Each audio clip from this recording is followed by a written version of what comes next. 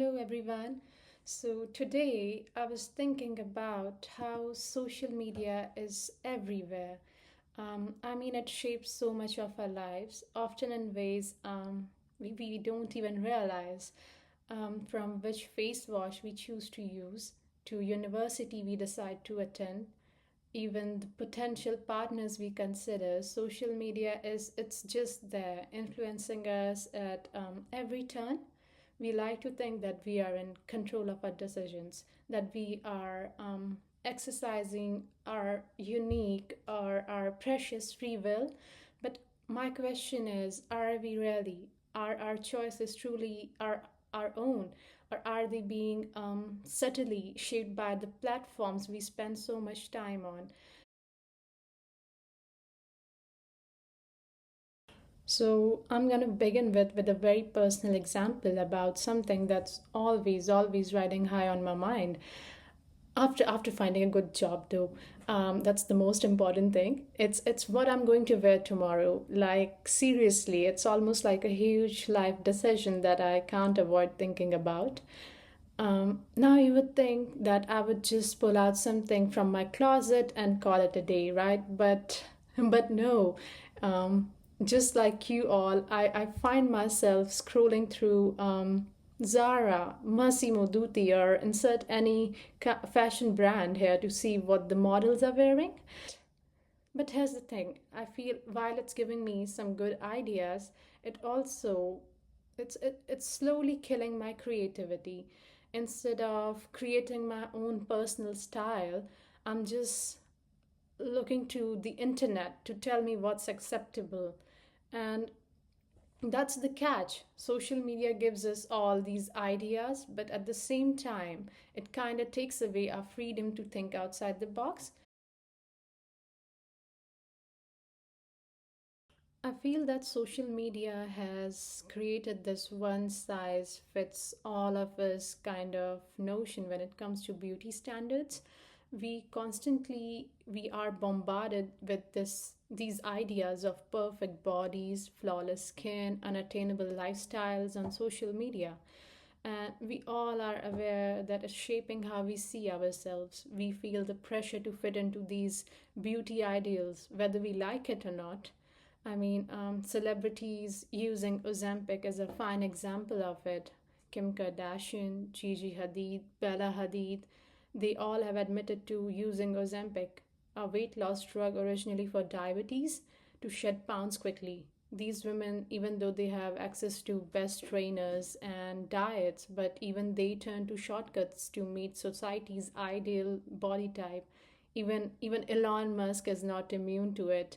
Even he is on Ozempic. He has admitted that.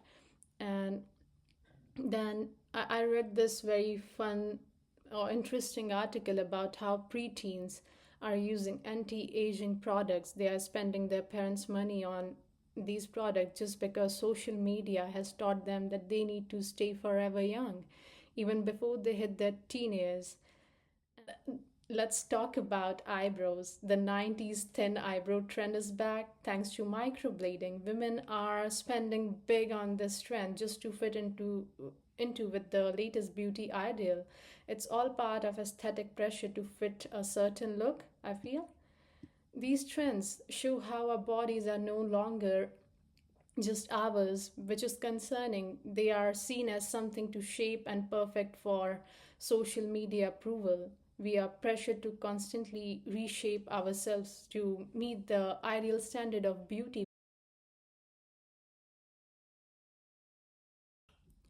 When we talk about the performative body, we are talking about how people showcase their bodies as part of a bigger narrative on social media.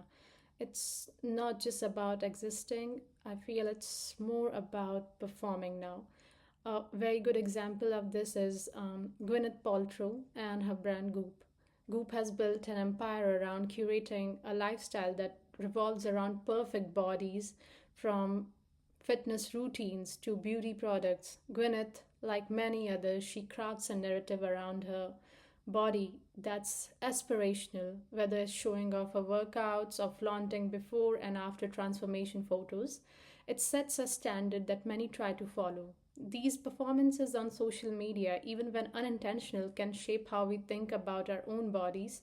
It's not always about consciously trying to fit in with trends, it's just the constant exposure to them. We see fitness influencers sharing daily routines, diet plans, and life changing results. It makes us reflect on our own bodies.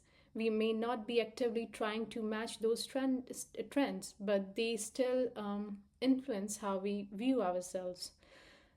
Trends like Brat Summer or Hot Girl Summer, they all seem so fun, but they put immense pressure on women to look a certain way, often pushing unrealistic beauty standards. But it's not just women, men are facing this too now. New terms like look maxing are gaining traction on TikTok and Reddit, encouraging men to radically change their diets, routines, and even resort to things like mewing, a method for achieving a more chiseled jawline.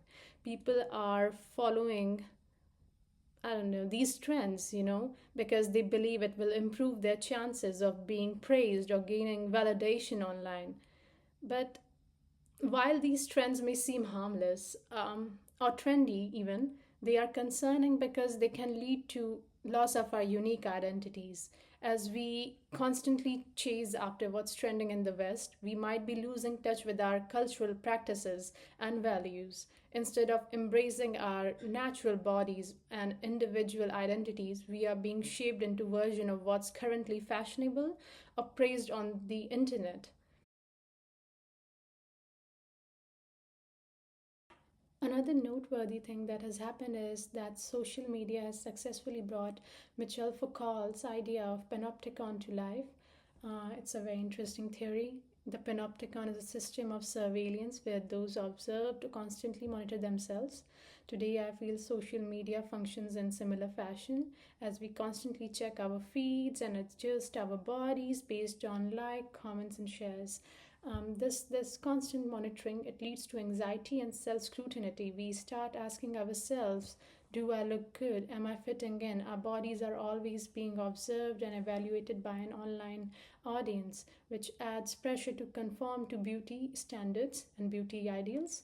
Um, Look at Lana Del Rey, brilliant singer, but people are more interested in the way she looks than her body of work or her songs. She faced backlash for weight gain, and when she lost weight, the criticism shifted to claims of anorexia and bulimia.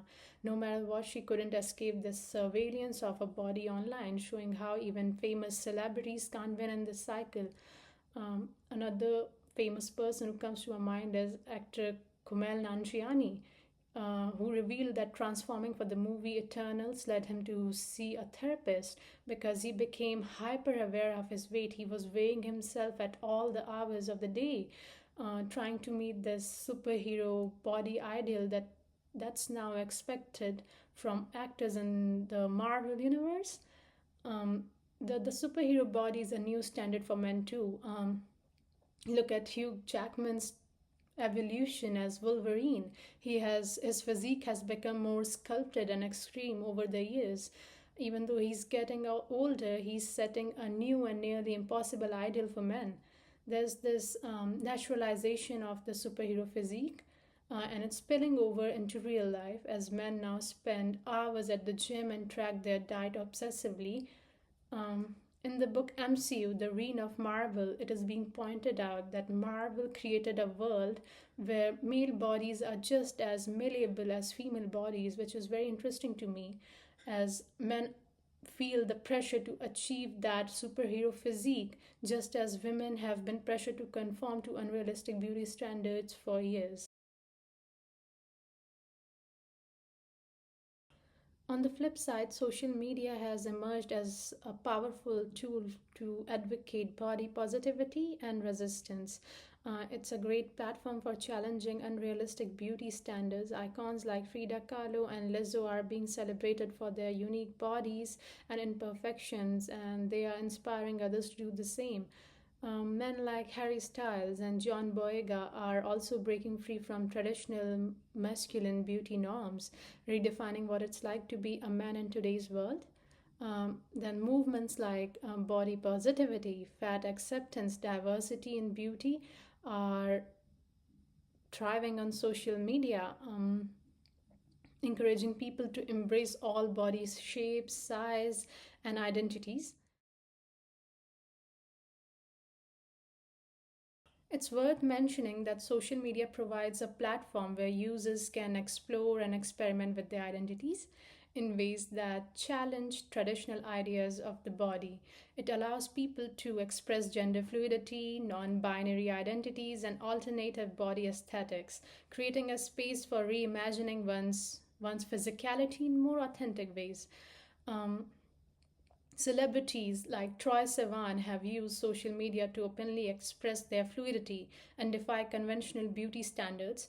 Troy, for example, has spoken out about rejecting traditional gender expectations and embracing his true self both in his music and public discourse. Um, Others like Billy Potter and Laverne Cox have also challenged norms. Billy Potter, known for his bold red carpet looks and gender defying style, and Laverne Cox, who is a powerful advocate for transgender rights, show how social media can be used to redefine body and identity beyond the traditional binary. I would like to conclude this video by saying that social media doesn't just bring about and configure bodies in superficial sense. It deeply influences how users perceive, present, and relate to their bodies. It can reinforce traditional beauty standards, but also offers spaces for resistance and new forms of self expression.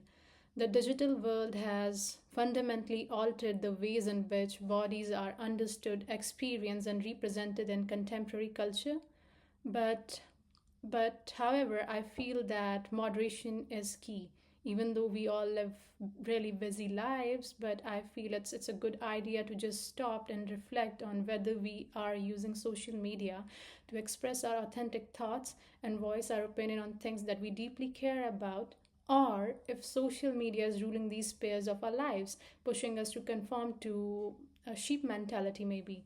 It is important to strike a balance, ensuring that we are not just following trends, but truly engaging with content that resonate with our genuine self. So yeah, that's all from me. Thank you for watching this video and I hope you have a wonderful, wonderful time. Take care. Bye.